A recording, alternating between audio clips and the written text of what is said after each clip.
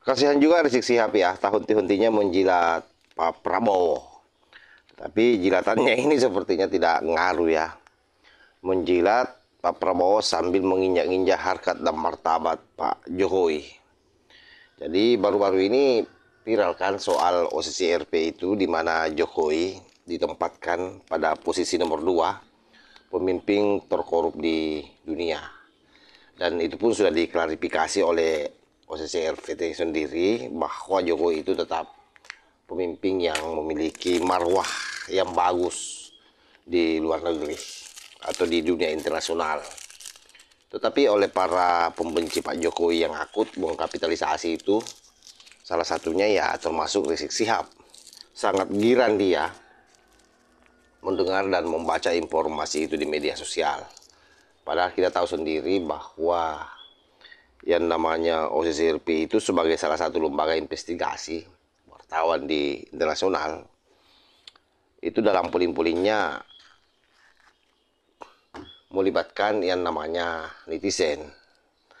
Artinya ini bisa didesain karena orang yang masuk dalam polling itu mengirimkan email. Jadi link emailnya itu kan bisa dikirim ke orang-orang memang yang sudah disiapkan. Wajar saja kalau kemudian Jokowi masuk di dalam daftar itu. Bahwa kemudian Jokowi betul orang korup, ya itu tanda tanya besar. Itu pun sudah diklarifikasi oleh OCCRP sendiri. Tetapi oleh Pak Rizik Sihab, itu menjadi makanan yang empuk, digiring di depan jamaahnya, bahkan teriakannya semakin lantang untuk bagaimana supaya Pak Prabowo, ini Pak Prabowo yang notabene-nya Prabowo jadi presiden ini andilnya Jokowi cukup besar, itu mendorong Prabowo untuk menyeret Jokowi masuk di dalam bui. Coba bayangkan ini betapa politik adu domba kelompok Yahudi yang ada di Indonesia. Nah, itulah ciri-cirinya ya. Salah satunya itu ya kuat sekali melakukan adu domba. Dan gobloknya karena ada juga orang yang tetap loyal, setia terhadap Rizik Sihab, si Imam Unyil ini. Coba kita lihat bagaimana videonya. Hukum yang berat, penjara mereka seumur hidup, kalau perlu hukum mati. Kalau jumlahnya sudah kelewat batas, betul? Betul. Makanya saya berkali-kali di mimbar sering ngomong, Pak, Bu, korupsi di zaman Pak Harto ada, bukan nggak ada, banyak. Tapi korupsinya di kolong meja. Korupsinya di mana? Kolong meja. Begitu masuk zaman reformasi, saudara, korupsinya naik ke atas meja. Lebih berani terang-terangan, paham? Paham. Begitu di zaman Jokowi, meja-meja aja dibawa lari. Kacau tidak? Kacau tidak? Kacau. Ini yang menilai bukan saya saja. Hari ini kita dikejutkan. Wah, terkejut. Dengan satu berita mengejutkan. Wah, terkejut. Saudara, berita apa itu gerangan, saudara?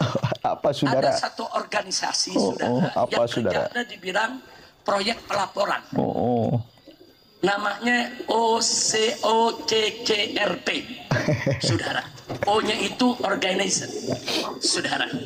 Sementara C-nya itu crime, saudara. Gimana, saudara? Organization, crime and corruption, saudara. reporting, saudara, project. Artinya apa? Proyek, ini lembaga proyek internasional untuk pelaporan kejahatan yang terorganisir dan kejahatan korupsi. Di situ diletakkan ada 5 sampai 6 nama koruptor paling saudara tinggi di dunia. Yang nomor 2 Jokowi. Ini apa bagaimana cerita ya, saudara? Ini nama bangsa Indonesia. Ini merusak nama negara, saudara. Itu OCRP itu, saudara. Supaya Anda tahu, itu organisasi jurnalis internasional yang setiap tahun dia memberikan laporan ke seluruh dunia, saudara. Seluruh kepala negara di dunia akan baca itu laporan.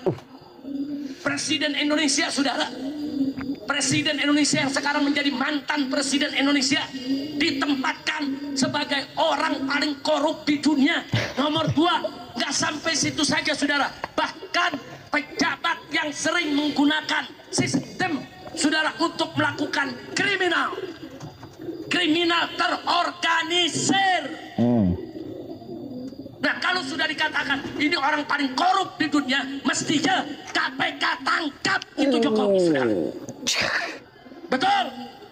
Dan Bapak Prabowo nggak usah melindungi Jokowi, jangan menjaga Jokowi, jangan membela Jokowi. Bahkan Prabowo mesti bersama-sama rakyat kita seret Jokowi, jebloskan ke penjara, saudara. Takbir, takbir. Prabowo luar biasa pidatonya, saudara. Sekarang kita ajak Prabowo, ayo tangkap koruptor di antara kita. Kira-kira setuju gak? Setuju gak? Jadi kita doain, semoga Bapak Presiden Prabowo tidak omong-omong saja. Amin. Amin. Yang serius dong. Lu aminnya nyengir kuda. Amin. Semoga Allah berikan taufik dan hidayah buat Bapak Presiden Prabowo. Allah berikan petunjuk, Allah berikan kekuatan, Allah berikan keberanian untuk tangkap semua koruptor, jebloskan mereka semua ke penjara. Setuju? Kalau Presiden Prabowo melakukan itu, dukung tidak? Setuju tidak? Takbir! Takbir! Pokoknya selama Imam Unyil ini dibiarkan berada di luar kandang, maka yakini saja dia akan melakukan provokasi terus-menerus terhadap Pak Jokowi. Melakukan adu domba antara Pak Jokowi dengan Pak Prabowo. Dan ini juga memberikan kekuatan kepada kibing-kibing akut yang memang sangat membenci Pak Jokowi untuk bergembira ria, memperkuat barisannya, menyemburkan ujaran-ujaran kebencian, provokasi di media sosial. Nah, karena itu sekali lagi apa yang dilakukan oleh Rizik Syihab ini tidak ada ubahnya dengan tahun-tahun kemarin.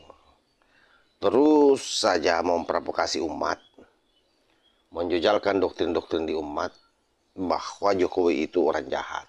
Jokowi itu adalah orang yang membuat bangsa ini mundur, orang yang membuat masyarakat Indonesia menderita. Padahal kalau kita tahu bahwa selama Pak Jokowi menjadi presiden 2 periode, luar biasa bantuan-bantuan sosial yang masuk di masyarakat. Nah, hanya saja memang ini juga ya menjadi catatan besar. Saking banyaknya bantuan-bantuan yang masuk, terutama pada saat COVID itu, justru kemudian membuat masyarakat hari ini itu seolah-olah hanya bisa hidup kalau ada bantuan. Dan itu juga berefek pada situasi politik pada saat perhelatan pilkada ataupun pileg, di mana masyarakat cenderung menentukan pilihannya kalau ada bantuan-bantuan atau ada ampau yang dia terima. Saya kira itu hal negatifnya ya, tetapi kan setelah hal negatif itu ditahu, ya harusnya para politisi, para elit ini membuat skenario bagaimana membangun yang namanya pendidikan politik terhadap rakyat, sehingga ke depan rakyat semakin cerdas di dalam menentukan pilihannya, tidak terjebak pada bantuan-bantuan atau ampau-ampau itu yang selalu diedarkan oleh para calon. Nah, kita kembali bahwa Rizik Syihab ini untuk menghentikannya hanya satu cara. Memang dia harus dikerangkeng. Tidak ada pilihan. Karena kalau tidak, dia akan merusak struktur berpikir masyarakat. Dia akan menjadikan rakyat Indonesia ini menjadi rakyat yang memiliki paham khawarij yang selalu melawan pemerintahnya. Padahal kita punya kultur tidak ada itu. Bahwa kemudian kita berbeda, kita mengkritisi pemerintah, itu sah-sah saja. Karena itu adalah merupakan konsekuensi negara demokrasi. Tetapi tidak boleh didasari atas dasar kebencian, didasari dengan data-data yang fiktif. Hanya sekedar untuk memuaskan nafsu para kibing. Supaya mereka menjadi pengikut yang akut. Nah, itulah yang sebenarnya dimainkan oleh Rizik Syihab. Celah itu yang dipakai, sahabat. Saya kira demikian ya. Mudah-mudahan ada manfaatnya. Wallahul muwaffiq ila aqwamit thoriq. Wassalamualaikum warahmatullahi wabarakatuh.